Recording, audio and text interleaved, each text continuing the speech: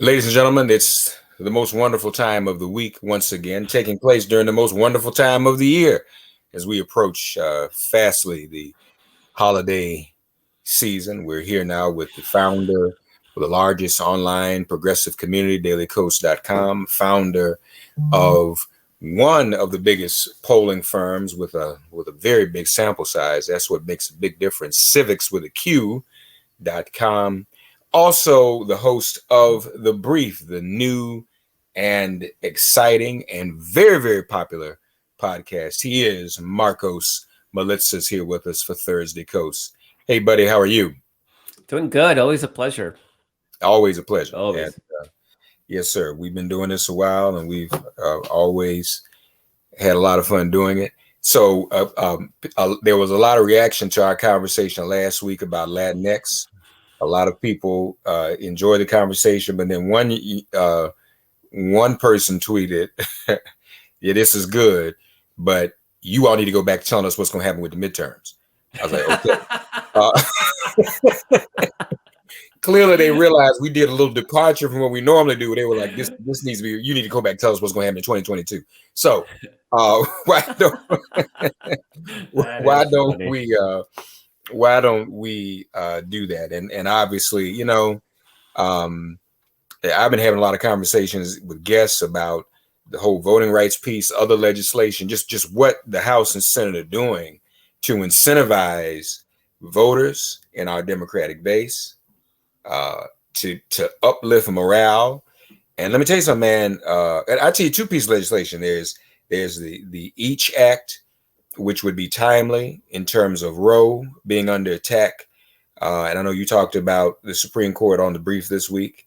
We are about 4 votes from passage of H.R. 40, which would definitely mobilize the African American community.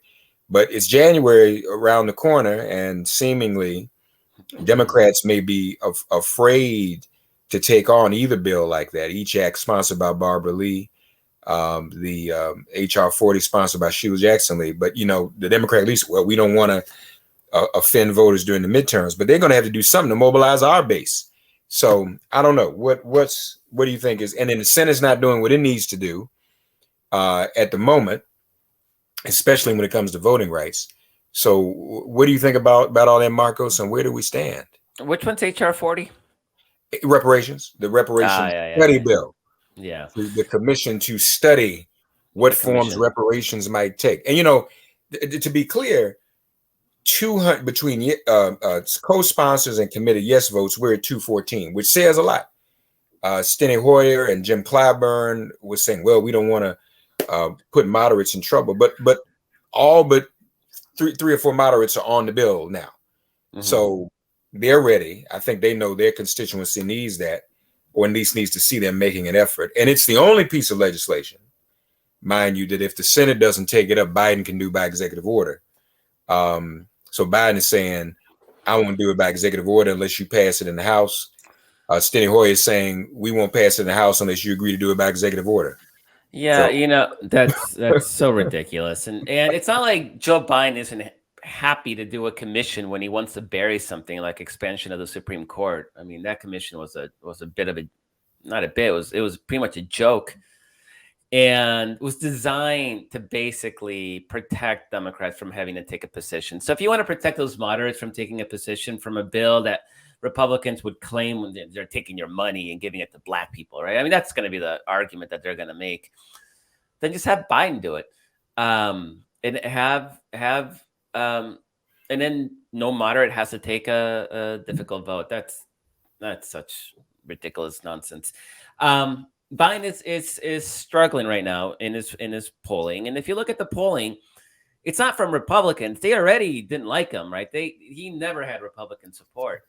Right. Biden his numbers have dropped in most of the polling, including civics, about 15 to 20 points amongst Democrats, and also some independents. But we've talked about this before. There's no such thing as independent, I'm going to weigh both sides. And no, that doesn't exist, right? There's independents that are Bernie supporters, and there are independents that are Tea Party supporters. They are literally opposite ends.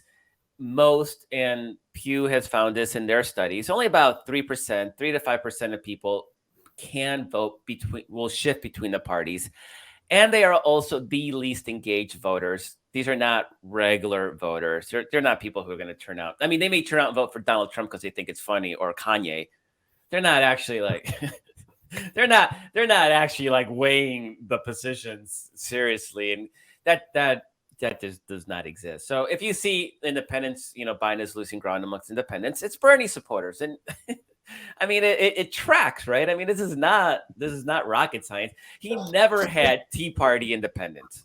They were always against him. So he is losing ground amongst his own party, and that is disastrous because it's what happened in 2010 with Obama, right? You're turning off your supporters, and you're going to need every single one of them next year, because now we learned we learned this year, this past November, that Trump voters are now turning out even if Trump is not on the ballot.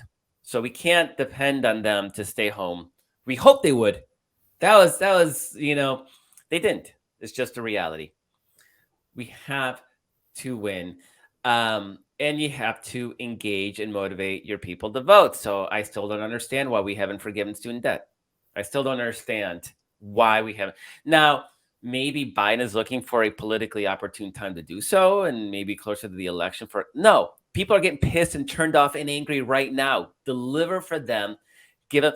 No, instead he just announced that they're going to start payments again.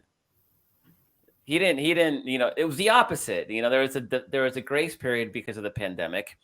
He just announced that that's going away instead of actually offering student loan debt relief. So, and then you got Manchin in the Senate, still being obnoxious on Build Back Better, to the point where I know Democrats are starting to consider just putting it aside, right? And just saying, like, what can we work on? So they're talking about voting rights. And at this point, it's Joe Manchin's voting rights bill. He wrote the thing. Democrats said, okay, what will you give us? And we've talked about this before, Mark. It came out better than anybody expected.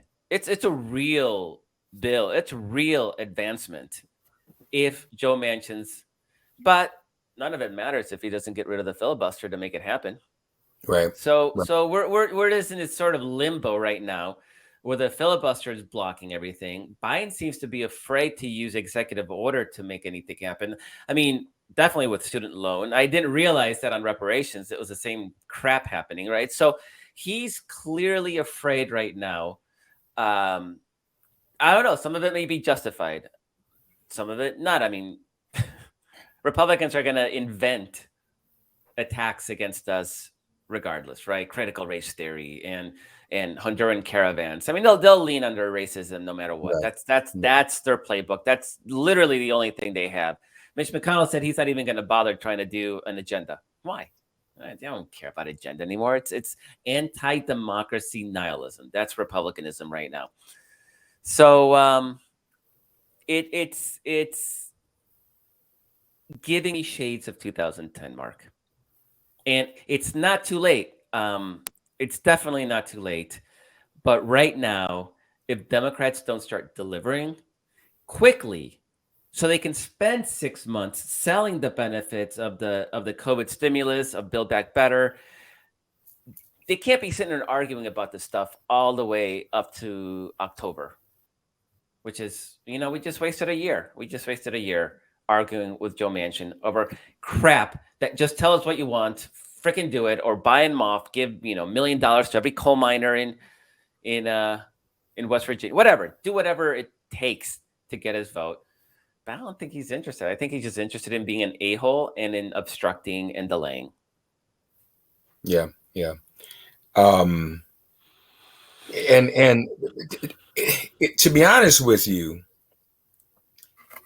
even though Republicans do what they always do, they're still at slight disadvantage because we know they're not good at pivoting things. I mean, I think they're all in on critical race theory. I think it's going to be hard for them to pivot. If they invested everything in that argument, I think it's going to be hard to pivot from that to anything else that we might pass that they could leap on. One, because frankly, just to remind everybody, when the hearing was held last year in House Judiciary on HR 40 before it went to the House, awaiting a vote.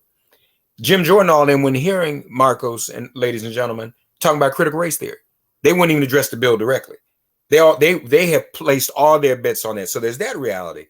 Plus two other things, Markos, it would seem we would also exploit and have the courage to stand up. One, Chris Wallace left Fox News Channel.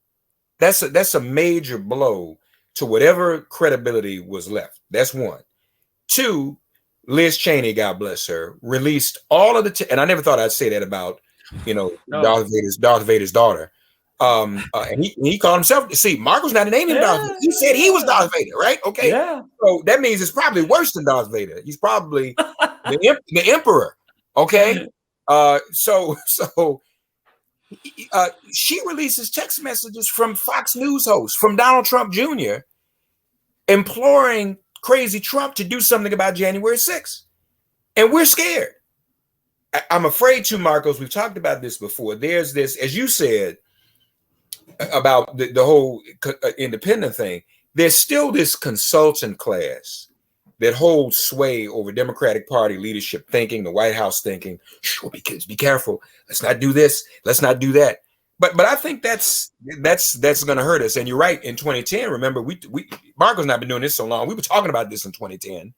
How the Obama White House practically conceded before it even got started. We always lose seats in the midterms. Stop saying that.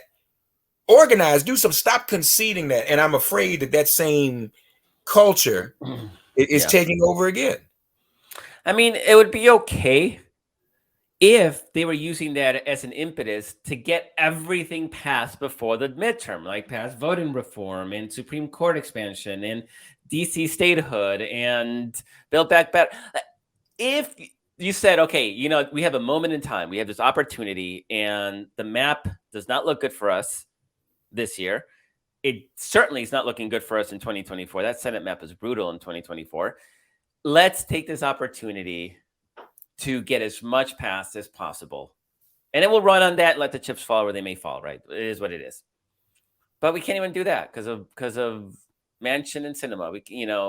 We cannot do even basic.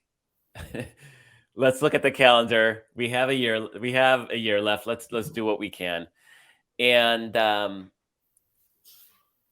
it is obviously it's frustrating and mind-boggling, and yet we're seemingly we're trapped in this loop that's playing out all over again, history playing all over again. Because I'm going to assume now we lose control of both chambers of Congress. I'm not saying we will, and we're going to fight really hard to make sure we don't. But if we think this is our moment, then maybe that might give some impetus to get some stuff done. On the Supreme Court, and I know you dealt with that on the brief this week. So the commission, at first it was reported the commission didn't support expansion. Yeah. But then the commission took another type of vote before they concluded their work right. And that is a little grayer, isn't it? As I understand it, the commission was specifically tasked. It was a book report. It was tasked with not actually recommending anything. It was supposed to be like a state of play sort of thing. And so the commission report does not recommend expansion. But a really weird thing happened is that a bunch of academics, and what they did is they just put a bunch of academics. They didn't put anybody who actually cares about issues, right?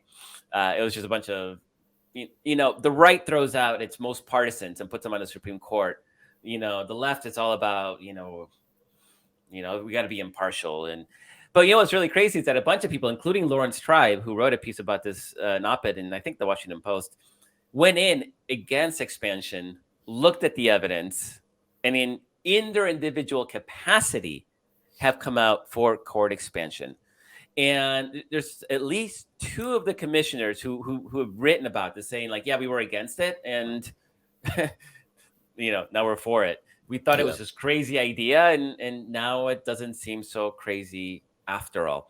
And the problem with this court, and John Roberts is doing his best to try to stop it, and he's failing. He's failing at this. is that there's two major approaches that the court is making that are literally going to destroy the ability of the federal government to do anything. Literally, this is not hyperbole. The first is if the Texas law survives, basically it means that states can now write legislation in a way that avoids judicial review, constitutional judicial review, right? Which is sort of a bedrock of our American democracy. Now, Gavin Newsom in California is going to test this because he's doing a Texas-style law, but around gun control. Now, do we think the Supreme Court's not going to have any problem being hypocritical about it? Of course, they're going to be hypocritical about it, right? They'll find some way to distinguish abortion from gun control, right? Because these are ideologues. They're not legal scholars anymore. They're ideologues. They have a ideological goal in mind. The second is a case. And I'm trying not to get into the weeds too much, but basically the way the government currently works is Congress passes a law saying OSHA needs to do X, Y, and Z, right? OSHA then decides how to implement those goals, right? It's up to the federal agency it's called promulgating rules. So the agencies come in and they say, all right, we're going to do X, Y, and Z and this is the budget we have that Congress allocated. What this case is trying to do is it's trying to say that federal agencies can only do what Congress specifically allows them to do. It will eliminate any sort of administrative, what's the word I'm looking for? Sort of a prerogative to sort of figure out how to best implement the goals of that administration. So it basically hamstring agencies into not being able to do pretty much anything because laws are not written in the exactly, this is what you need to do exactly line by line by line, right? You already have conservatives complaining about this legislation is 20,000 words, right? I mean, you'd have to write, million-word bills to tell an agency how to implement a simple rule like regulating benzene at the EPA. So that would destroy basically the federal government's ability to do anything. And these are two cases, one that would destroy the ability of federal agencies to do their work, and two, the ability of federal courts to oversee state laws. Yeah. Basically, they're out to destroy government. Yeah. Basically, they're out to destroy government. And so this now becomes existential. We have this challenge to our democracy from Trump's ongoing, this is not over, ongoing coup attempt. And yeah, Liz Cheney is the single person in this country doing the most to save our democracy. That includes all the Democrats on that committee and stuff. Liz Cheney is doing more than anybody else, and saying that hurts my mouth. It hurts my soul. I don't want to give Liz Cheney any credit for anything. Oh my God. Ideologically, we're like polar opposites, right? I mean, she's the worst. And yet she's doing more to save our democracy than anybody else in this country right now. There's that. And then there's this judicial effort to destroy our ability to govern the country. And so court expansion and HR 1, our ability to vote, to protect the right to vote, they are essential to the existence of this country. And I don't understand why the filibuster, which is not even in the Constitution, is more important to Joe Manchin than actually protecting our democracy, protecting our country. And this is the frustrating fight that we have. And we have 1 year for him to come around. I don't know what it would take, if anything. I mean, he seems pretty dead set, but we have 1 year for him to see the light. Or we're in some real trouble.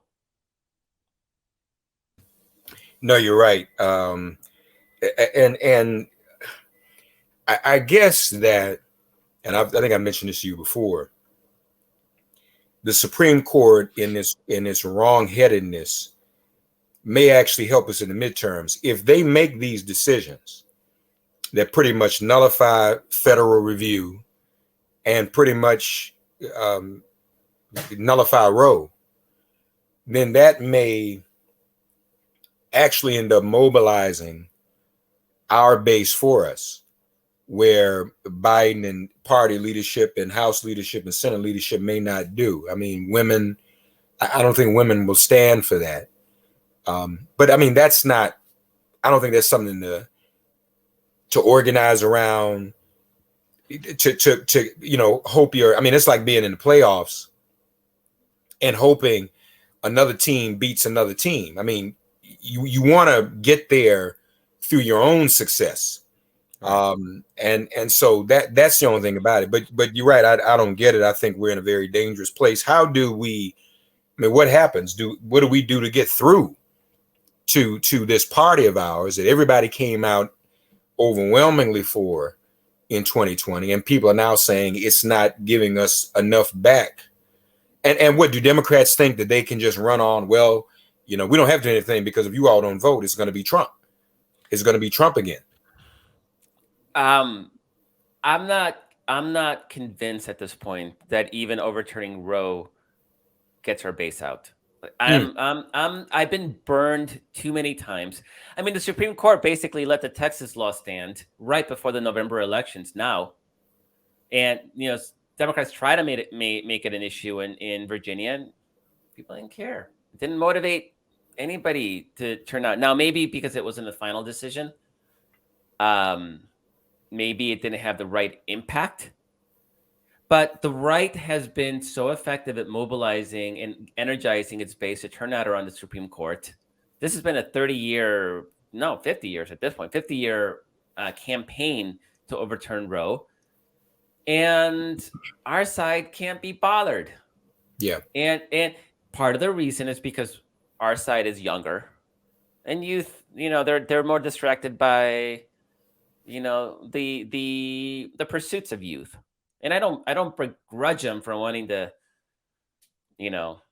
they're looking to get married, they're looking to hook up, they're looking to get their education, they're into their music, right? I mean, I get it. I don't discount that. I don't in any way don't want to make it sound like I think those are trivialities. I mean, I went through that phase.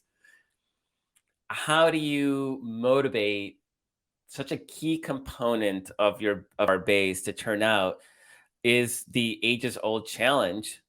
And I don't think anybody has cracked the code. I mean, we've gradually worked on the edges to move it up. Maybe some of the lowest hanging fruit, get them engaged, but we do a poor job of mobilizing, engaging, and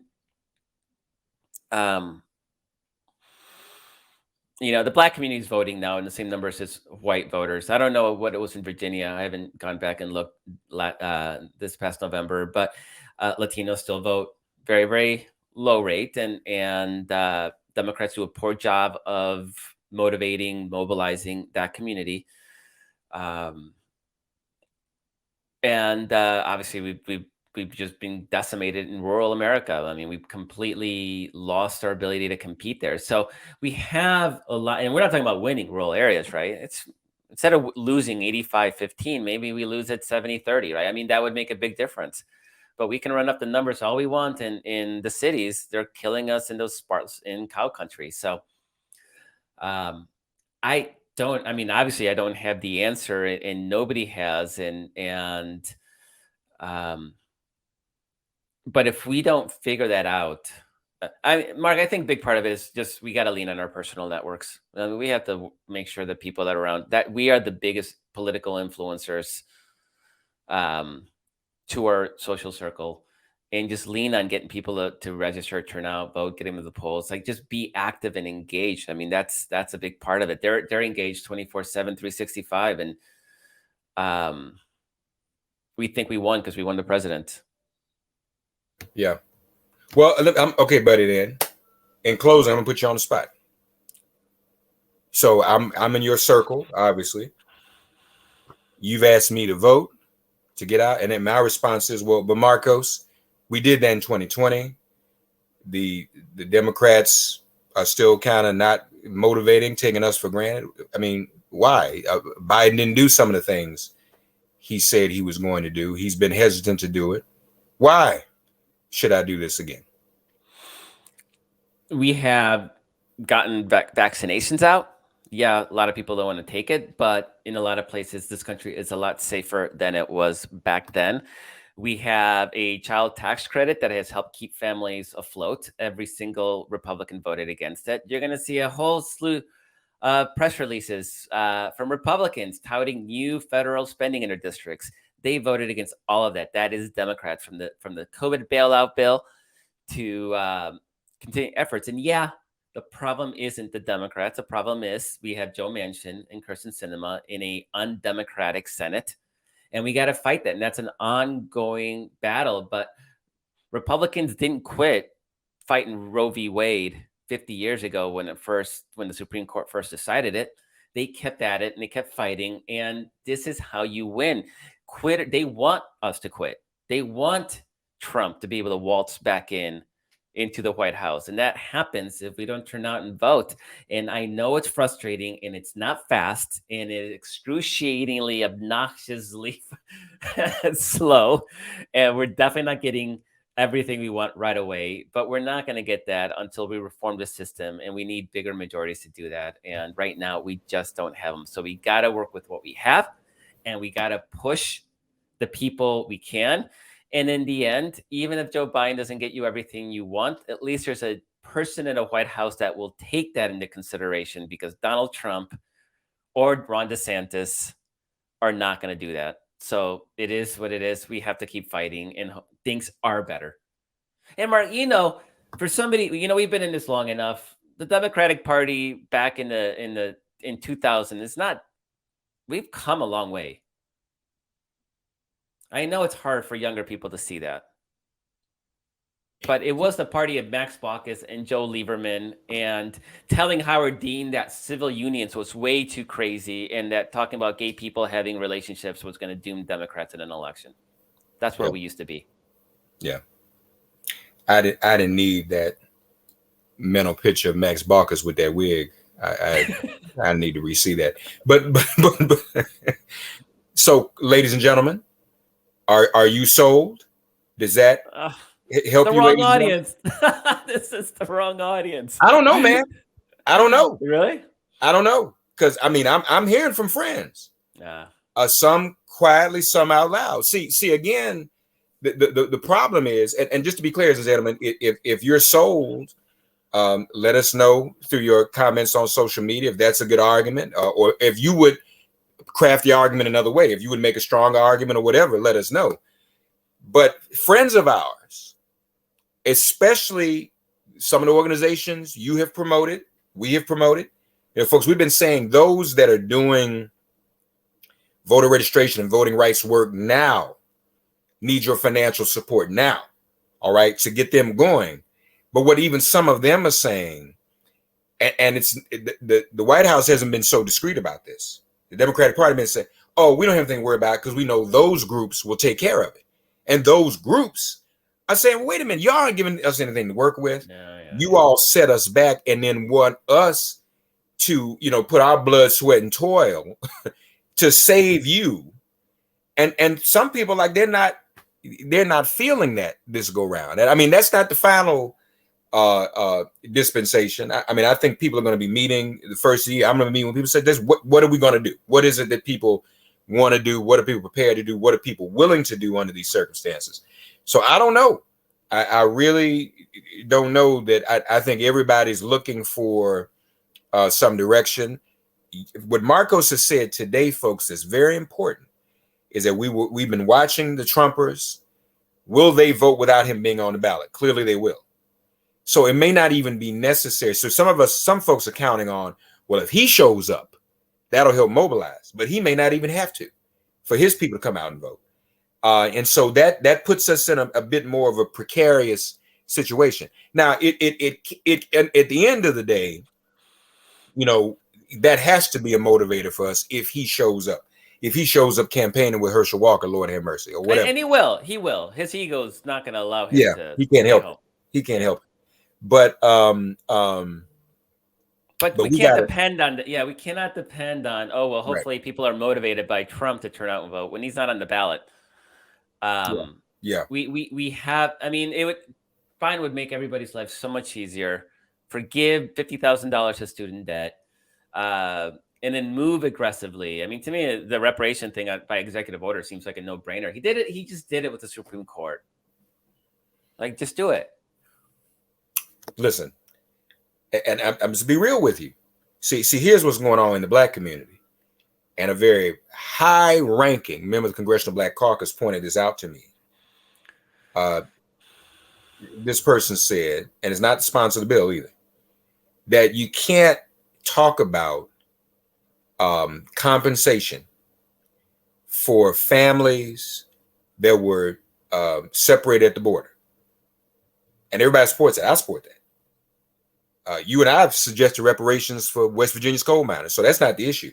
But you can't talk about family separation at the border and the DOJ coming up with money for that, and then say to your African-American base vote, we're too scared to pass or to put forward a reparations commission. Yeah. That just... No, it makes no sense. Because this is right here is the original family separation. Do it by executive order. Jesus, this is not hard. This is the original family separation. So I just want people to understand that. Lastly, let's just, before we go, I do want to say this. Tish James did the right thing. She never should have announced for governor. She needs to focus.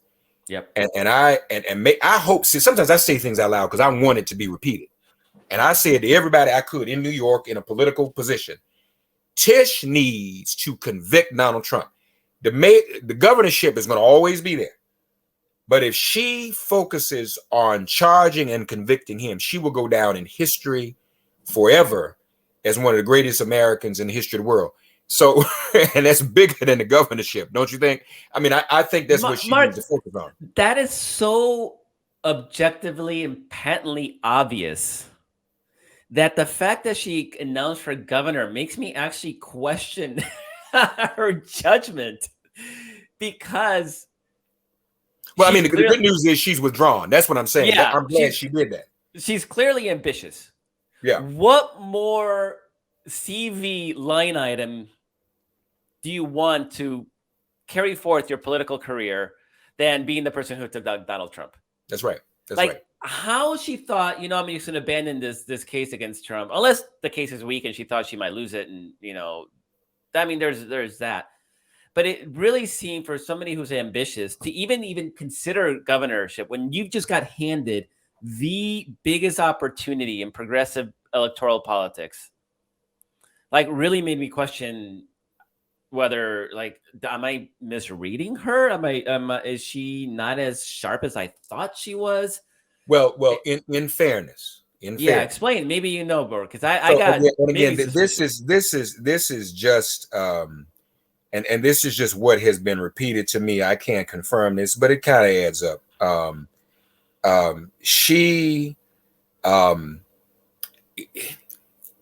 Tish looks, and it's impolite, I know, to talk about a woman's age.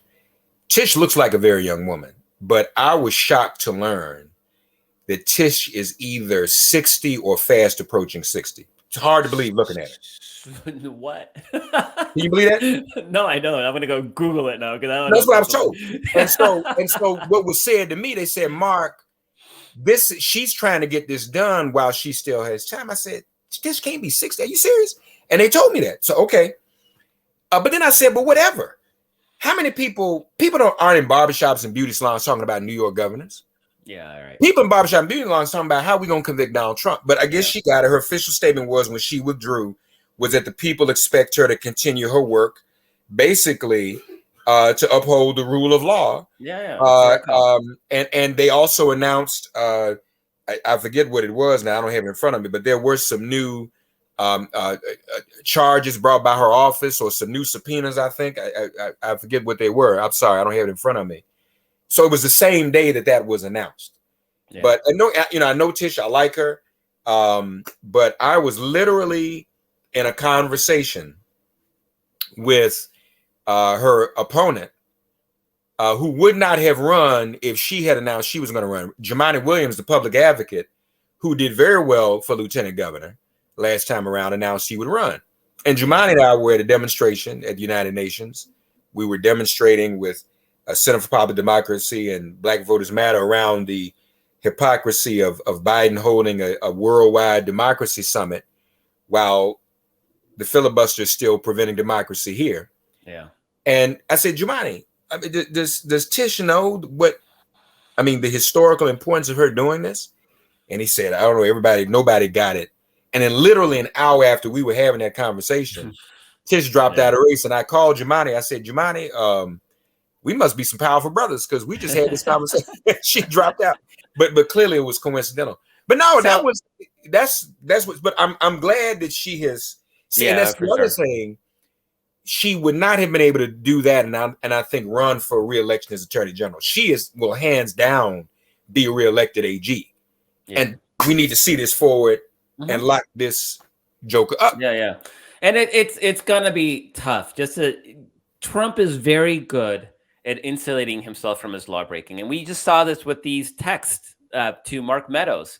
His own son couldn't go directly to dad. He had to run through Mark Meadows. So basically, he creates this barrier to insulate him.